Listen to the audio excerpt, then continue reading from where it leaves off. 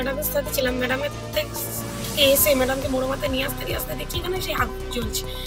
এসে আগুন জ্বলে কারা জ্বালিয়ে দিয়েছে আমরা মেয়েদেরকে জিজ্ঞাসা করছি, আমাদের কোনো বেড়া ছেলেদের নেই, বেড়া ছেলেদের মেরেছে মানে আগুন জ্বালিয়ে দিয়ে এখানে মারধর করেছে। ওরা মারধর করার পরে জিজ্ঞাসা করতেছি, তা ম্যাডাম এসে দেখলেন ওরা আগুন জ্বালিয়ে দিয়ে গেছে, জ্বালিয়ে দিয়ে ওরা চলে গেছে। আপনাকে এক এক জায়গায় এক রকম মুখে দেখা যাচ্ছে, কি বলবেন? আমি বলবো এটাই যে আমাকে এক এক জায়গায় দেখা গেছে আমি প্রতিবাদ কাদের বিরুদ্ধে প্রতিবাদ জানাচ্ছেন? আমি যারা মোস্তান বাহিনী তাদের প্রতি আমি প্রতিবাদ। মানে কোনো সরকার বিরুদ্ধে নয়? কোনো সরকার বিরুদ্ধে নয়। মায়েরা যখন প্রতিবাদ করতে আন্দোলন যখন রাস্তায় নেমেছে তাদের পাশে আমি আছি এবং আমি থাকবো। আপনাকে এক এক জায়গায় একরকম দেখা গেছে, কি বলবেন? আমি বলবো এটাই যে যার জন্য আমরা আন্দোলনে যে রাস্তায় নেমেছি তার আমরা সুবিচার চাই।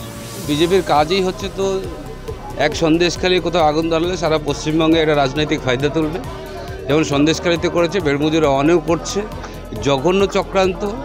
মানুষ একেবারে মানুষকে মানে আইন নিজের হাতে তুলে নিয়ে যেভাবে চারিদিকে আগুন ধরাও, ঘরবাড়ি লুটপাট করো, ঘরে আগুন ধরাও, এইসব কাজ করে বেড়াচ্ছে। এটা আমরা ধিক্কার জানাই। এটা কোনো রাজনীতি নয়। মমতা বন্দ্যোপাধ্যায় উন্নয়নের রাজনীতি করে, বিজেপি উন্নয়ন নেই, বিজেপির কাজ নেই বলেই মানুষের আগুন ধরানোর কাজ করছে। আমি শুনেছি গীতা বর মানুষকে সংগঠিত করে বিজেপি হয়ে তিনি যেভাবে মানুষের ঘরবাড়ি আগুন ধরাচ্ছে, ধিক্কার জানাই।